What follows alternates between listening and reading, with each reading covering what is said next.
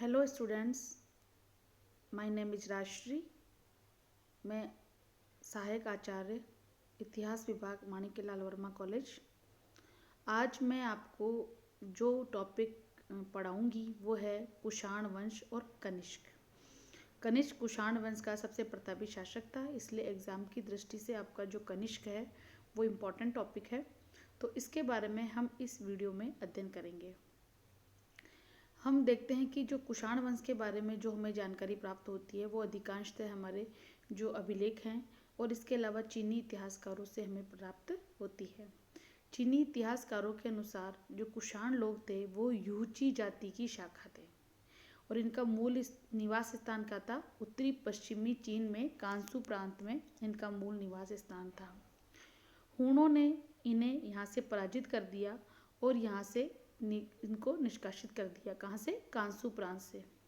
और फिर ये यहाँ से निकल गए और ये विभिन्न प्रदेशों में जाके बस गए।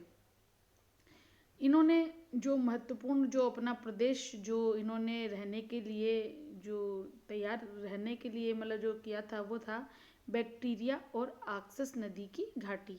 यहाँ लोग आके बस गए।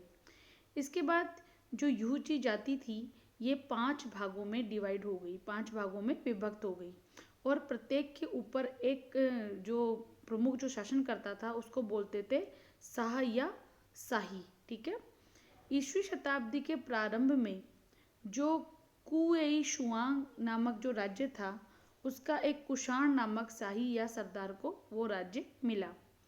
उसने क्या किया? ईसवी शती के प्रारंभ में उसने शेष राज्यों को पराजित कर उन सारे राज्यों को अपने अधीन कर लिया और उन सभी राज्यों को क्या कहा जाने लगा? कुषाण राज्य कहा जाने लगा। इस प्रकार जो कुषाण थे वो यूची जाति की एक शाखा थी। ठीक है।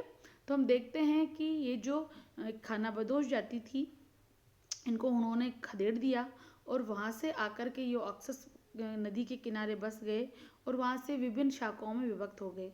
और चूंकि वो कुषाण नामक एक जो व्यक्ति था उसने इस पूरे साम्राज्य को वापस से अधीन किया, इसलिए इसके नाम से ही ये पूरा साम्राज्य कुषाण साम्राज्य माना जाता है। जो इनमें जो महत्वपूर्ण जो शासक था जिसने इस विशाल राज्य का निर्माण किया था वो था कुजुल कथफिश। ठीक है। कुजुल कथफिश के नेतृत्व में जो ये कुषाण जाति थी एक महत्वपूर्ण शक्तिशाली जो जाति या साम्राज्यवादी जाति बन के उभरी। और इस जो कुजुल कथफिश ने इसने अपने साम्राज्य को भारत की तरफ मतलब प्रसार करने का नेतृत्व संभाला। उसने हिंदू कुश पर्वत पार किया और पार्थियन प्रदेशों पर अपना अधिकार कर लिया। इसके बाद जो प्रमुख राजा हुआ कुजुल कथफिश का उत्तराधिकारी वो था विम कथफिश। इसने महत्वपूर्ण रूप से भारत में एक विशाल साम्राज्य की स्थापना की। ये कुजुल कथफिश का उत्तराधिकारी था और इसने उस भारत के संपूर्ण पंजाब और संभवतया पश्चिमी उत्तर प्रदेश में मथुरा और कुछ विद्वानों का तो यहाँ तक मानना है कि उसने बनारस तक के क्षेत्रों को जीत लिया था। किसने? विम कथफिश ने। वह प्रथम कुषाण सम्राट था जिसके साम्राज्य की सीमाएं चीन और रोम के साम्राज्य से मिलती थी। उसके जो सिक्के मिले हैं हमें उस पर शिव, नंदी, त्रिशूल आदि की आकृतियां मिलती हैं। इससे ये स्पष्ट होता है कि ये जो विम कथफिश था ये हिंदू धर्म को भी क्या करता था, उसको भी ये मानता था या उसका भी ये सम्मान करता था। इसके अलावा उसकी अनेक स्वर्ण मुद्राएं भी मिली हैं जो उसने रोम से प्राप्त होने वाले सोने से बनवाई थी। ये तो थे इसके महत्वपूर्ण शासक जो स्टार्टिंग के थे, कुजुल कथफिश और विम कथफिश। इसके बाद जो महत्वपूर्ण शासक कुषाण वंश का आता है जो हमारे एग्जाम की दृष्टि से भी इम्पोर्टेंट है, इसके अलावा इतिहास में भी इसका महत्वपूर्ण स्थान है, वो है कनिष्क प्रथम। यह कुषाण वंश का सबसे प्रतापी शासक था।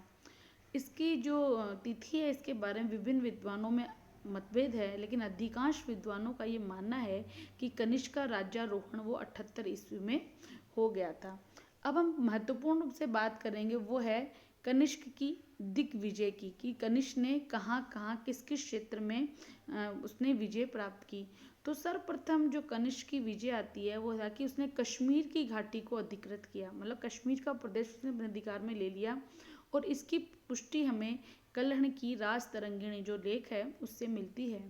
इसके बाद जो कनिष्क ने पश्चिम में पार्थियन नरेश को भी पराजित किया। इसके अलावा साकेत और पाटलिपुत्र भी किसके अधीन थे? कनिष्क के अधीन थे। इसकी जानकारी हमें विभिन्न चीन और तिब्बत के जो प्राचीन ग्रंथ हैं उनसे मिलती है। इसके अलावा कनिष्क ने चीन के विरुद्ध भी युद्ध किया था। इस युद्ध में पहले तो कनिष्क को असफलता हाथ लगी, किंतु बाद में उसने चीन के सम्राट को अपनी शर्तें मानने के लिए बाध्य कर दिया था। इसका विवरण हमें अनेक बौद्ध अनुश्रुतियों में मिलता है। तो ये स्पष्ट है कि जो कनिष्क है उसका जो दबदबा था वो चीन तक भी क्या था, फैला हुआ था। इसके अलावा हम देखते हैं कि कनिष्क ने ईसा की पहली शताब्दी के अंतिम भाग में काशगर, यारकंद और खोतान पर अपना अधिकार कर लिया। जो ये तीनों प्रदेश थे, कौन से? काशगर, यारगर और खोतान, ये भी चीन के प्रदेश ही थे और इनका इसमें अधिकार कर लिया। तो देखते हैं हम कि कनिष्क के साम्राज्य में भारत से बाहर के प्रदेशों को अगर हम देखें तो देखते हैं कि Afghanistan, Khotan, Yarkand, Bactria, Kashgar आदि इसमें क्या थे, सम्मिलित थे। इसके अलावा भारत में अगर उसके साम्राज्य की हम चर्चा करें तो देखते हैं कि उत्तर प्रदेश, पंजाब, उत्तरी पश्चिमी सीमा प्रांत, सिंध, राजस्थान, मालवा, काठियावाड़ आदि प्रदेश भी उसके राज्य में सम्मिलित थे। तो अब अगर संक्षेप में कहें तो ये कहा जा सकता है कि जो उसका साम्राज्य विस्तार था कनिष्क का, वो पूर्वी बिहार से लेकर पश्चिम में खुरासान तक और उत्तर में खोतान से लेकर दक्षिण में कोंकण तक उसका साम्राज्य विस्तृत था। अगर हम कनिष्क की राजधानी की बात करें तो देखते हैं कि पेशावर या पुरुषपुर उसकी राजधानी थी। तो ये तो हमारा था कि कनिष्क ने किस किस जगह साम्राज्य विस्तार किया ये या विजय प्राप्त की। तो हम देखते हैं कि कनिष्क का साम्राज्य बहुत अधिक विस्तृत था और उसने एक सुसंगठित राज्य की स्थापना की थी। अब हम बात करेंगे, जो महत्वपूर्ण रूप से बात आती वो था कनिष्क का धर्म। कनिष्क की जो मुद्राएं मिली हैं खुदाई में, इसके अलावा जो पेशावर अभिलेख है उससे ज्ञात होता है कि उसने अपने शासनकाल के आरंभ में ही बौद्ध धर्म को स्वीकार कर लिया था। इसीलिए कनिष्क को द्वितीय अशोक के नाम से भी संबोधित किया जाता है। आपको पता है अशोक ने भी अपने राज्यकाल के प्रारंभ दिनों में जब कलिंग का युद्ध किया था और उसके बाद ही वो बौद्ध बन गया था, उसी प्रकार कनिष्क ने भी आरंभिक दिनों में ही बौद्ध धर्म को स्वीकार कर लिया। इसके अलावा अश्वघोष से भी कनिष्क बहुत अधिक प्रभावित था और इसीलिए उसने अपनी राजधानी पुरुषपुर या पेशावर में एक बौद्ध संघाराम का निर्माण करवाया, अर्थात एक बौद्ध विहार का उसने निर्माण करवाया। ये जो बौद्ध विहार था ये तीर्थ के रूप में 9वीं शताब्दी तक विद्यमान था, जबकि प्रसिद्ध बौद्ध विद्वान वीरदेव ने कहाँ की यात्रा की थी? कहाँ की यात्रा की थी? पेशावर में इस बौद्ध संग्राम की। इसके अलावा जो चीनी यात्री फाहियान और हैंसांग, इसने भी अपने लेखों में इस पुरुषपुर में जो बौद्ध विहार था इसका उल्लेख किया है।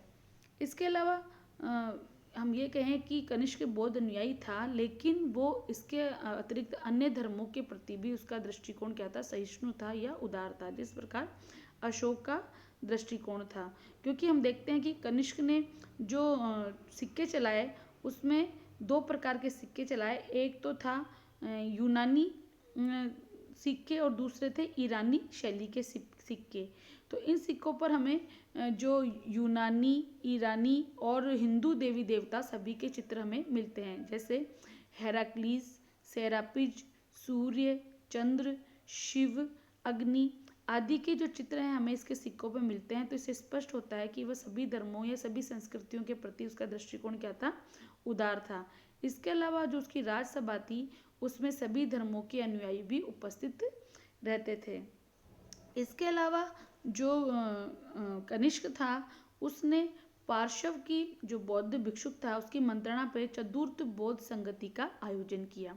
आपको पता है कि बौद्ध धर्म के जो भिन्न भिन्न टाइम पर जो उसके अंदर जो मतभेद उत्पन्न हो गए थे या उसके समय जो बौद्ध धर्म में जो जो नई नई व्यवस्थाएं आ गई थी, उन सब का संकलन करने के लिए टाइम टू टाइम अनेक बौद्ध संगतियां हुई हैं। प्रमुख रूप से 4 बौद्ध संगतियां हुई हैं। उसमें जो चतुर्थ बौद्ध संगति है वो कनिष्क के समय में हुई और ये कश्मीर के कुंडल वन में हुई।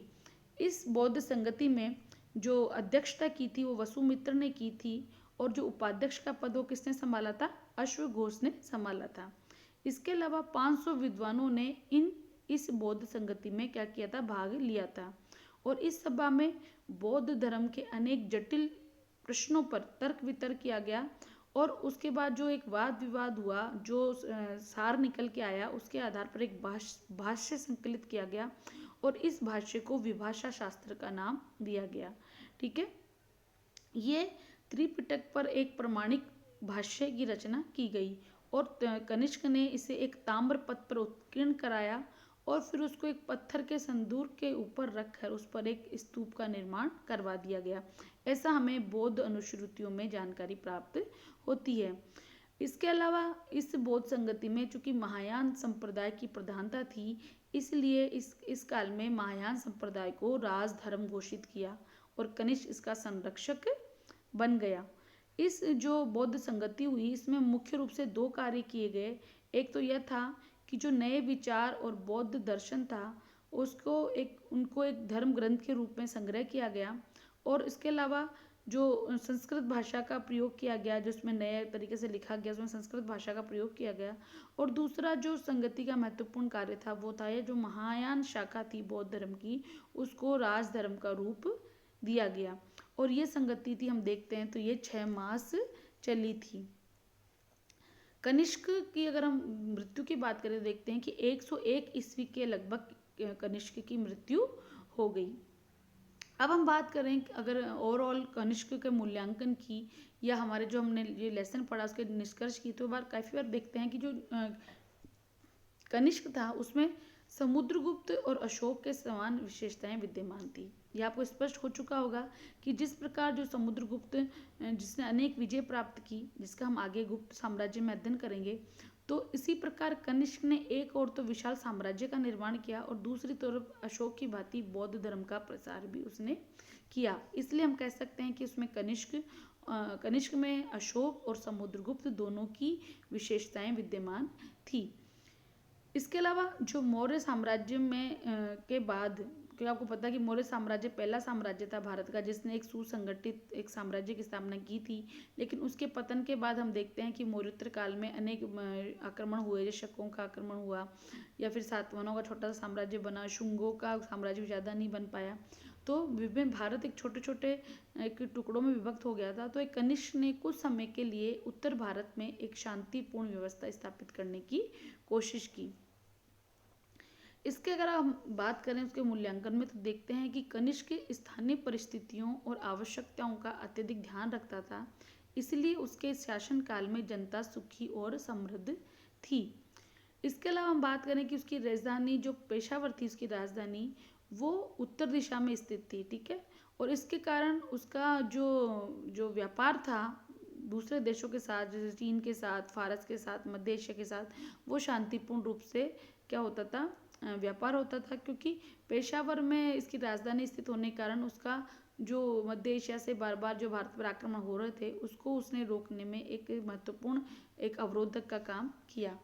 इसके अलावा उसने जो महायान शाखा को उसने राजधर्म घोषित किया एवं उसने चतुर्थ बौद्ध संगति का आयोजन किया। इसके अलावा अगर हम देखते हैं उसके संरक्षण में, तो वो जो कनिष्क था वो साहित्य का भी महत्वपूर्ण संरक्षक था।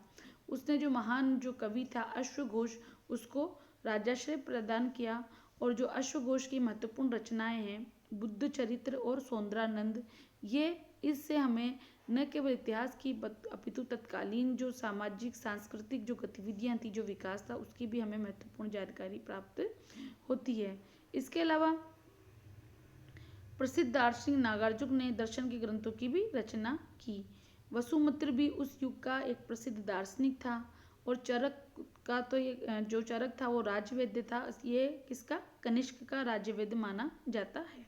उसने चिकित्सा शास्त्र में महत्वपूर्ण ग्रंथ चरक संहिता की रचना की थी। इसके अलावा हम बात करें कि जो कनिष्क था वो एक भवन निर्माता भी था, कला अनुरागी भी था। उसने अनेक बौद्ध विहारों, बौद्ध चैत्यों का भी क्या किया, निर्माण करवाया था और नए नगर की भी स्थापना की थी। कनिष्क के काल में हम देखते हैं कि जो कला के क्षेत्र में एक नवीन जो नया परिवर्तन आया वो था कि अब भगवान बुद्ध की मूर्तियां भी बनने लग गई थी, किसमें, कनिष्क के काल में। अब हम बात करते हैं कनिष्क के उत्तराधिकारियों की। तो हम देखते हैं कि कनिष्क के बाद उसका पुत्र वशिष्ठ शासक बना और वशिष्ठ के बाद हुविष्ठ शासक बना, लेकिन ये कनिष्क के समान इतने प्रतापी शासक नहीं थे। और वासुदेव कुषाण वंश का अंतिम शासक था और उसके समय से ही इस वंश का पतन आरंभ होने लग गया था। अब हम बात करते हैं कि कुषाण वंश जो इतना शक्तिशाली साम्राज्य था उसका पतन क्यों हुआ। उसके पीछे हम अनेक कारणों की बात करेंगे, जिसमें एक तो ये था कि कुषाण साम्राज्य का संगठन सुव्यवस्थित नहीं था। ये एक सैनिक राज्य था और आपको पता है जो सैनिक राज्य होता है वो सेना और साम्राज्य जो सम्राट होता है उसकी शक्ति पे निर्भर करता है।